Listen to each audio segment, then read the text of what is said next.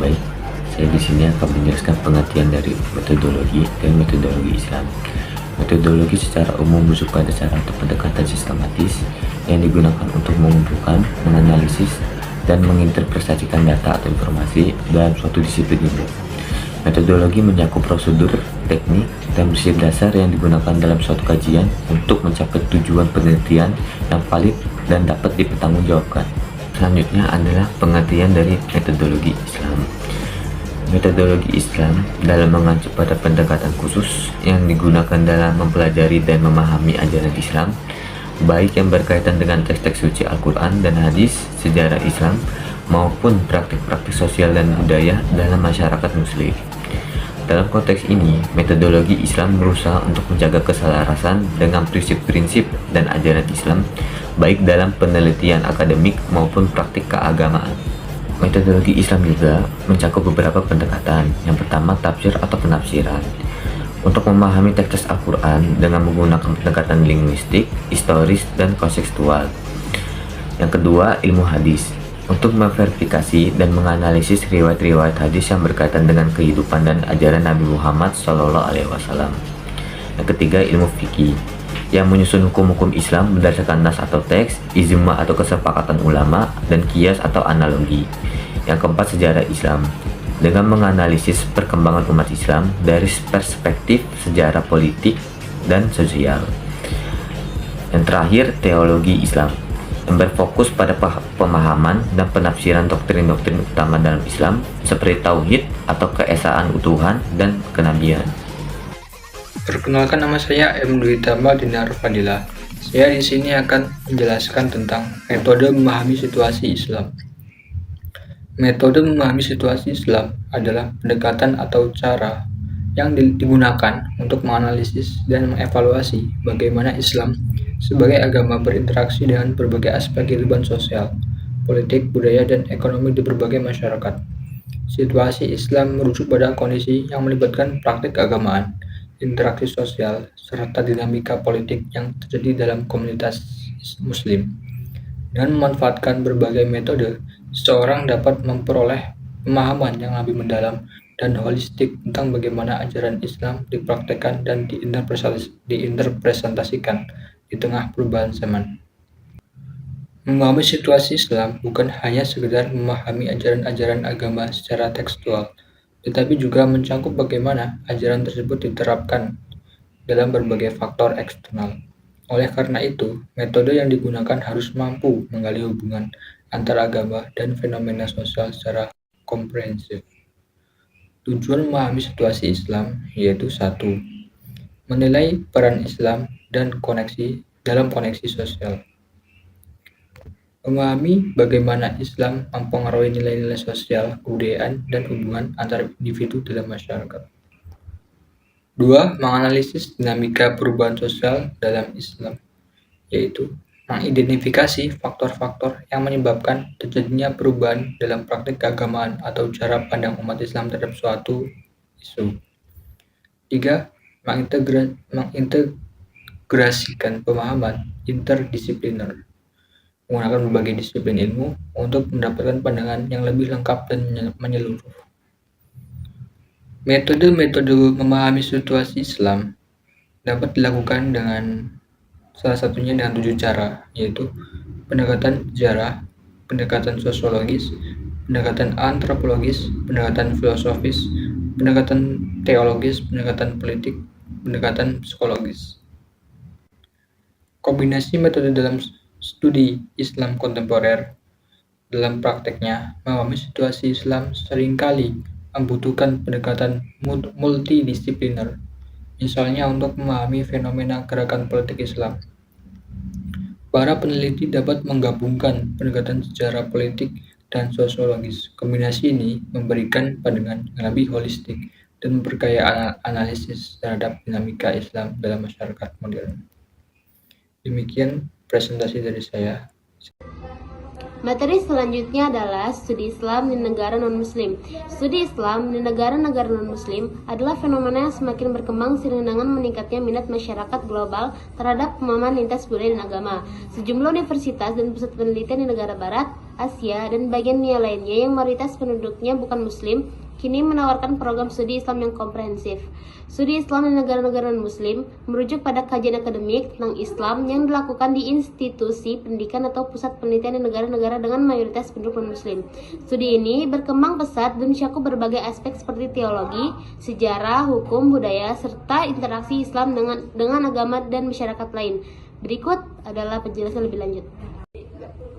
Sejarah perkembangan studi Islam di negara-negara non-Muslim mulai berkembang pada abad pertengahan, terutama melalui upaya para orientalis di Eropa yang ingin memahami budaya dan agama Islam, baik untuk kepentingan ilmiah maupun kolonial. Namun, pendekatan ini seringkali dianggap bias karena lebih berfokus pada sudut pandang Barat.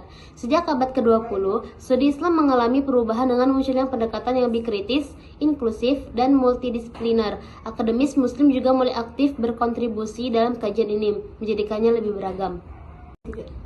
Fokus studi. Beberapa tema utama yang sering dikaji meliputi sejarah Islam, perkembangan Islam dari masa Nabi Muhammad hingga era modern, hukum Islam syariah, perbandingan antara hukum Islam dan sistem hukum lainnya, tasawuf, studi tentang mistisisme Islam, hubungan Islam dengan agama lain, dialog lintas agama dan interaksi sosial, Islam dan modernitas, pengaruh modernisasi terhadap praktik dan pemikiran Islam, kajian Al-Quran hadis, analisis teks dan interpretasi. Kontribusi dan tantangan. Kontribusi studi Islam di negara non-Muslim memperkaya perspektif global, mendorong dialog antar agama, dan mendukung pemahaman yang lebih baik tentang Islam di masyarakat multikultural. Tantangan, potensi bias atau stereotip dalam kajian, perbedaan metodologi antara pendekatan akademik Barat dan tradisi keislaman, kurangnya akses ke sumber daya otentik Islam di beberapa wilayah. Peran Muslim di negara non-Muslim. Muslim di negara non-Muslim sering terlibat aktif dalam kajian Islam, baik sebagai peneliti, dosen, atau aktivis dialog antar agama. Mereka sering menjembatani pemahaman antar Islam dan budaya lokal, sekaligus menjadi sumber rujukan bagi komunitas Muslim di sana. Dengan berkembangnya globalisasi, studi Islam di negara non-Muslim semakin penting untuk membangun pemahaman lintas budaya dan mempromosikan toleransi. Saya ingin menjelaskan bagian A, pendekatan teologis. Teologis adalah pendekatan yang normatif dan subjektif terhadap agama. Pada umumnya, pendekatan ini dilakukan dari dan oleh penganut suatu agama dalam hasil menyelidiki agama lain. Pendekatan ini pula disebut pendekatan atau metode tekstual atau metode kitabi. Pendekatan antropologis dalam memahami agama dapat diartikan sebagai satu upaya memahami agama dengan cara melihat wujud praktik keagamaan dan tumbuh dan berkembang dalam masyarakat. Melalui pendekatan ini, agama tampak akrab dan dekat dengan masalah-masalah yang dihadapi manusia dan berupaya menjelaskan dan Materi selanjutnya akan dijelaskan oleh saya, Indah Gita Cahyani, dengan NPM 24510100143, yaitu materi tentang pendekatan sosiologis. Pendekatan ini adalah kajian ilmiah tentang kehidupan sosial manusia yang berusaha untuk mencari tahu tentang hakikat dan sebab-sebab di berbagai pola pikiran dan tindakan manusia yang teratur dapat berulang. Adapun beberapa contoh nyata yang menggunakan pendekatan sosiologis dalam menganalisis fenomena sosial, yaitu 1. Pendekatan struktural fungsional. Contohnya, studi tentang institusi keluarga dalam masyarakat. 2. Pendekatan konflik. Contohnya, analisis ketimpangan antara kelas atas dan kelas bawah. 3. Pendekatan interaksionisme simbolik. Contohnya, studi tentang bahasa tubuh dalam komunikasi antar budaya. 4. Pendekatan sosiologis kritis. Contohnya, studi tentang diskriminasi rasial di lingkungan kerja. Yang kelima ada pendekatan fenomenologi. Contohnya, studi tentang pengalaman pasien dalam menghadapi penyakit kronis.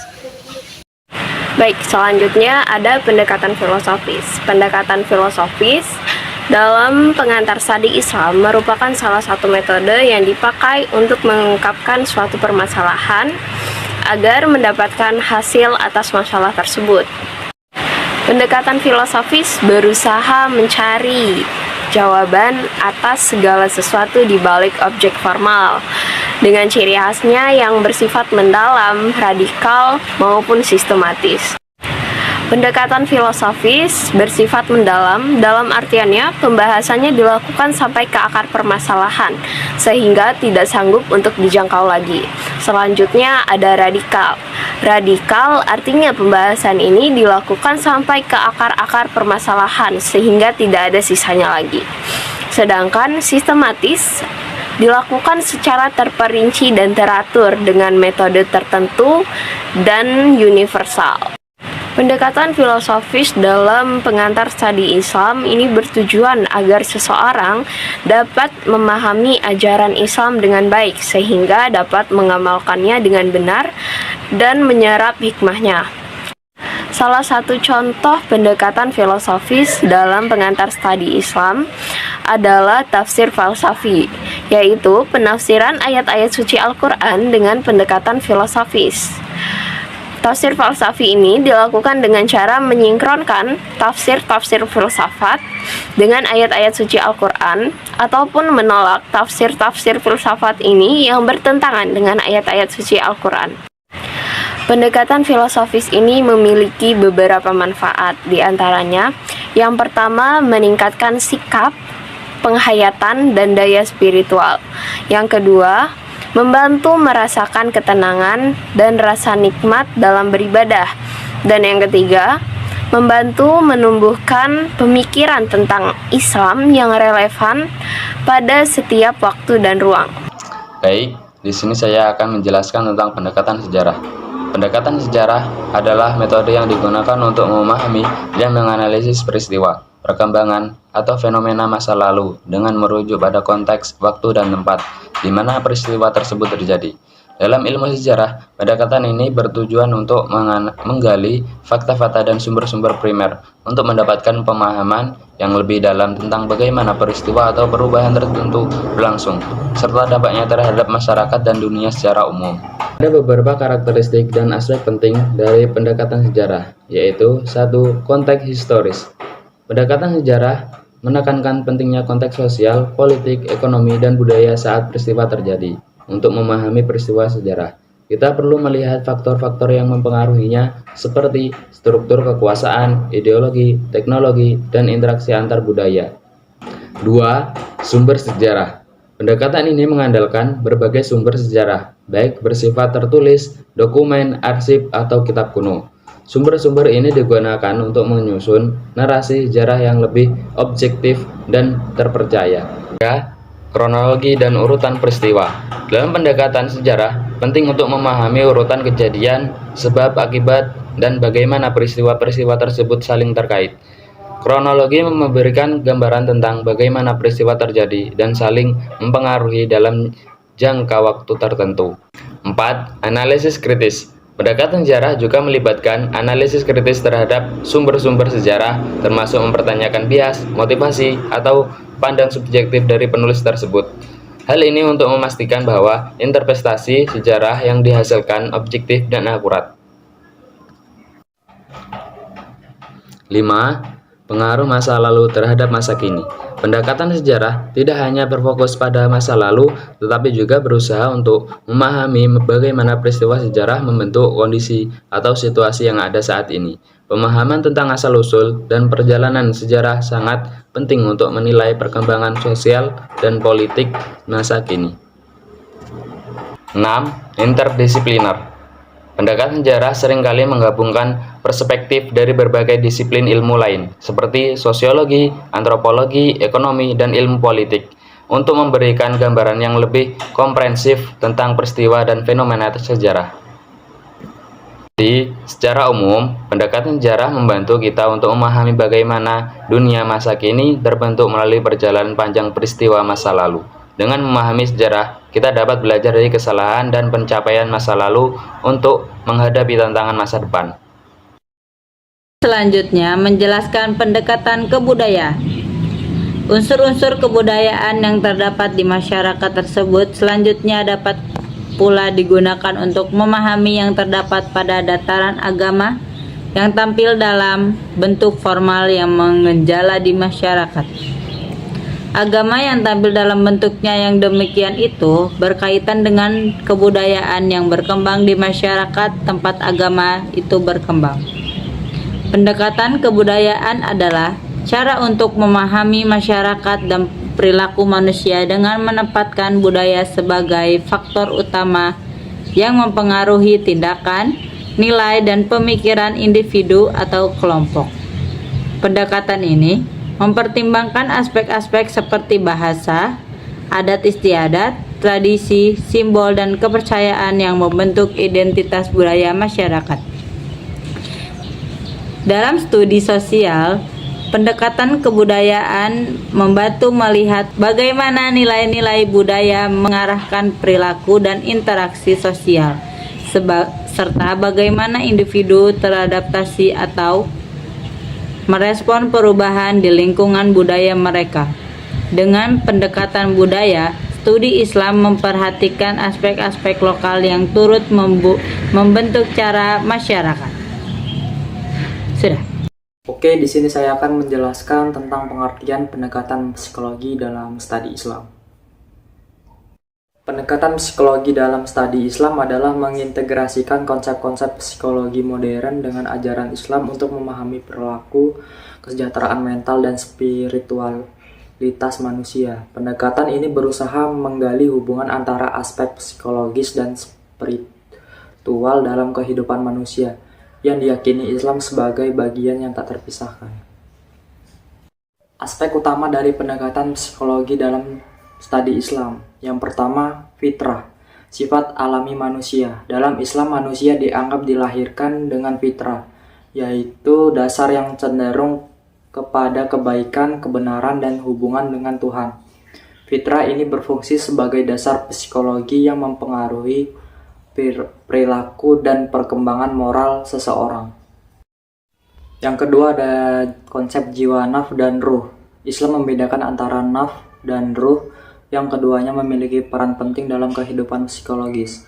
Nafs merujuk pada jiwa manusia yang memiliki potensi untuk kebaikan dan keburukan, serta cenderung dipengaruhi oleh hawa nafsu. Ada 3 jenis nafs. Yang pertama, nafs al-amanah, jiwa yang cenderung kepada keburukan. Dan yang kedua, nafs al-lawamah, jiwa yang menyesal dan mengkritik diri. Dan yang ketiga, nafs al-mutmainah, jiwa yang tentram dan damai. Dan yang ketiga, keseimbangan duniawi dan ukrawi. Islam mengajarkan pentingnya keseimbangan antara kehidupan duniawi dan ukrawi. Hal ini tercermin dalam konsep tajwid yang mengajarkan bahwa setiap aspek kehidupan, baik yang material maupun spiritual, harus diarahkan untuk memenuhi tujuan akhir, yaitu mendapatkan keridhaan Allah. Dan yang keempat, pentingnya spiritualitas dalam kesehatan mental. Islam menekankan pentingnya pengembangan spiritual sebagai bagian dari kesehatan mental. Konsep seperti kesabaran, syukur, dan tawakal, penyerahan diri kepada Allah, dianggap sebagai cara untuk mengatasi masalah psikologis seperti kecemasan, depresi, dan stres. Yang kelima, perkembangan moral dan karakter. Akhlak Islam memberikan penekanan pada perkembangan moral atau akhlak yang baik sebagai integral dari kesejahteraan manusia. Dalam psikologi Islam, perkembangan moral ini penting karena membentuk karakter yang kuat dan sehat. Mengajarkan nilai-nilai seperti kejujuran, empati, dan kemurahan hati diyakini dapat membentuk individu mencapai kedamaian batin. Dan yang terakhir, hubungan sosial dan kesehatan mental. Islam mengajarkan pentingnya hubungan sosial yang baik seperti dengan keluarga, teman, dan masyarakat. Kesejahteraan mental sangat dipengaruhi oleh hubungan ini, karena dalam Islam membina hubungan yang baik dengan sesama adalah bagian dari pengabdian kepada Tuhan. Materi selanjutnya yaitu kebutuhan manusia terhadap agama. Kebutuhan manusia terhadap agama adalah sesuatu yang sudah ada sejak zaman dahulu dan menjadi bagian penting dari kehidupan banyak orang di berbagai belahan dunia. Agama bukan hanya sekedar sistem kepercayaan, tetapi juga memenuhi berbagai aspek kebutuhan manusia. Ada beberapa alasan mengapa manusia merasa membutuhkan agama. Yang pertama, kebutuhan spiritual dan makna hidup, yaitu agama membantu manusia menemukan jawaban atas pertanyaan seperti mengapa kita ada, apa tujuan hidup. Dengan memiliki keyakinan agama, banyak orang merasa hidup mereka memiliki makna dan tujuan yang lebih dalam. Kemudian yang kedua, kebutuhan psikologi, yaitu agama memberi rasa aman dan tenang, penghibur dalam kesulitan. Artinya, dalam situasi sulit seperti kehilangan, sakit, atau bencana, agama menjadi sumber harapan. Yang ketiga, kebutuhan sosial. Agama seringkali menjadi pusat dari komunitas yang memberikan dukungan sosial, rasa kebersamaan dan solidaritas. Yang keempat, sumber moral dan etika. Aturan dan ajaran agama membantu manusia membedakan antara benar dan salah atau baik dan buruk. Nah, kesimpulannya, kebutuhan manusia terhadap agama sangat kompleks dan mencakup berbagai aspek kehidupan, baik spiritual, psikologis, sosial, etis, maupun eksistensial. Agama memberikan jawaban atas pertanyaan-pertanyaan mendasar dalam hidup, memberikan kedamaian batin, serta membentuk nilai-nilai moral dan sosial yang penting bagi keberlangsungan kehidupan bermasyarakat. Materi selanjutnya, fungsi agama bagi kehidupan manusia. Agama memiliki peranan penting dalam kehidupan manusia, baik secara individu maupun sosial. Berikut adalah beberapa fungsi agama bagi kehidupan manusia. Yang pertama, sebagai pedoman hidup. Agama memberikan ajaran dan aturan yang menjadi pedoman bagi manusia untuk menjalani kehidupan yang baik, bermoral, dan sesuai dengan nilai-nilai kebaikan. Yang kedua, memberikan makna hidup. Agama membantu manusia memahami tujuan hidup dan memberikan makna terhadap berbagai peristiwa, termasuk penderitaan, kebahagiaan, dan kematian. Yang ketiga, mengatur hubungan sosial. Ajaran agama seringkali menjadi landasan dalam menjalin hubungan antara individu, sehingga terciptanya kehidupan yang harmonis dan saling menghormati dalam masyarakat. Yang keempat, sebagai sumber ketenangan. Melalui ibadah, doa, dan meditasi, agama memberikan ketenangan batin dan kekuatan spiritual bagi manusia dalam menghadapi berbagai masalah. Yang kelima, mendorong perilaku etis dan moral. Agama mengajarkan nilai-nilai etika dan moral seperti kejujuran, keadilan, dan kasih sayang yang menjadi pedoman dalam bertindak. Keenam, pemersatu dalam keberagaman. Dalam masyarakat multikultural, agama dapat menjadi alat pemersatu jika dikelola dengan baik melalui ajaran cinta dan kasih sayang, penghargaan terhadap perbedaan. Ketujuh, mendorong kesejahteraan sosial. Agama mengajarkan pentingnya berbagi, membantu sesama, dan menciptakan keadilan sosial sehingga berkontribusi pada kesejahteraan masyarakat secara umum. Kedelapan, sebagai sumber inspirasi dan kreativitas, ajaran agama sering menjadi inspirasi dalam seni budaya dan inovasi yang memperkaya kehidupan manusia. Dengan fungsi-fungsi ini, agama menjadi elemen yang esensial dalam menciptakan kehidupan yang bermakna, seimbang, dan berkontribusi pada kesejahteraan manusia secara